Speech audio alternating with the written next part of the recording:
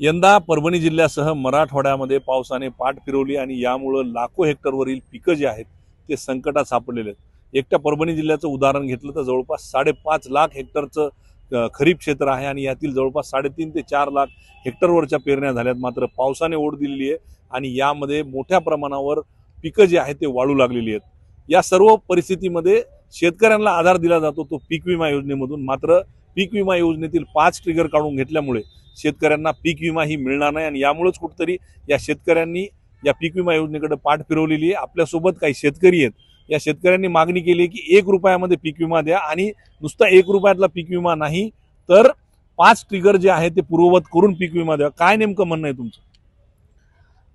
पेरणी झाल्यानंतर अतिशय विदारक परिस्थिती आहे। मागच्या 15 दिवसात केवळ 15 ते 20 मिलीमीटर पाऊस झालेला आहे आणि या परिस्थितीत ट्रिगर नाही ही शेतकऱ्यांमध्ये फार मोठी निराशेची बाब आहे। मागच्या वर्षी महाराष्ट्रात 4,775 कोटी रुपये एकूण नुकसान भरपाई मिळाली होती। त्याच्यात 3200 कोटी रुपये ही जी 25% अग्रिम म्हणतो आपण त्याच्यातून मिळाली होती। आमच्या परभणी जिल्ह्याचा विचार करता 300 कोटी रुपये मिळाले होते।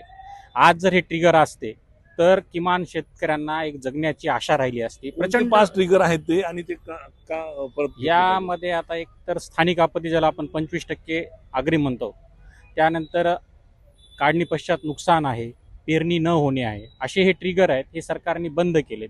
यामुळं शेतकऱ्यांमध्ये एक जे वैयक्तिक नुकसान भरपाईचं जे शेतकऱ्यांना संधी होती ती डावलली आणि ही संधी विशेष म्हणजे महाराष्ट्रातच डावलली। पंतप्रधान पीक विमा योजना ज्या राज्यात राबवली जाते त्याच्यात फक्त महाराष्ट्र सरकारनेच हा बदल केलाय, तो शेतकरी विरोधी बदल आहे आणि हे यावर्षी बंदच व्हायला पाहिजे होता। तुमचं म्हणणं काय मग आता?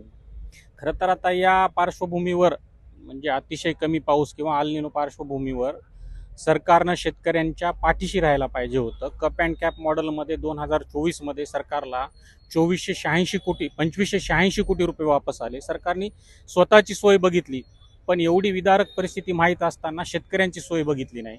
खरं तर सरकारचा आम्ही सगळे शेतकरी निषेधच करतो आणि सरकारने आता थोडी तरी लाज वाटू द्यावी आणि शेतकऱ्यांना पंतप्रधान पीक विमा योजना पूर्वीप्रमाणे सुरू करून दिलासा द्यावा।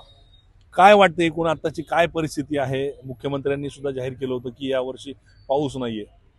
मुख्यमंत्री साहेबाला 4 महिन्याखाली महाराष्ट्रात कळालं होतं की विदारक परिस्थिती अल्निनोचं सावट आहे। इतकं कळून सुद्धा पेरणी कृषी विभागानं कोणती यंत्रणा वापरता पूर्ण 100% पेरणी झालेली आहे आणि शेतकऱ्याला जवळपास 21 दिवस झालं पाऊस नाही। पूर्ण शेतकऱ्यांचं दुबार पेरणीचं सावट आहे। यातल्यात आता पीक विम्याचं कमीत कमी 1 रुपयाची पीक विमा सुरू करा शासनानं। हे केलं आणि ते केलं आणि चंद्राव गेलं इंद्राव गेलं, काही उपयोग होणार नाही। शेतकरी जर मेला, शेतकरी नाही जगाल तर तुम्ही जगणार नाहीत, हे वेळोवेळी तुम्ही सांगतो। आज जर 1 रुपयातला पीक विमा किंवा मग हे 5 ट्रिगर जर पीक विम्याचे असते काय फायदा झाला असं वाटतं शेतकऱ्यांचा? 2024ची आणि आजची तुलना करायची झालं तर 2024 मध्ये शेतकऱ्यांना म्हणजे 25% अग्रिम या तरतुदीखाली पीक विम्याच्या माध्यमातून जिल्ह्याला 400 कोटी रुपये मिळाले होते।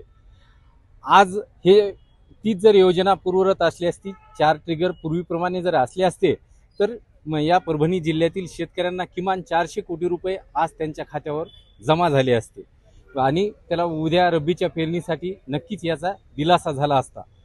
आमची हीच मागणी की सरकारनं ही परिस्थिती बघता, दुष्काळाची परिस्थिती बघता पूर्वीप्रमाणे आपले ट्रिगर पीक विमा योजनेमध्ये चालू करावेत, लागू करावेत। एकूणच बघायला गेलं तर यंदा मोठी भीषण परिस्थिती परभणी असेल, हिंगोली असेल, नांदेड असेल किंवा मराठवाड्यातल्या सगळ्याच जिल्ह्यांमध्ये आहे आणि याच अनुषंगानं शेतकऱ्यांना दिलासा देण्यासाठी 1 रुपयाची पीक विमा योजना आणि ते 5 ट्रिगर सहित अशी मागणी शेतकरी करू लागलाय, ज्यातून शेतकऱ्यांना कमीत कमी रब्बीमध्ये तरी उभं राहता येईल।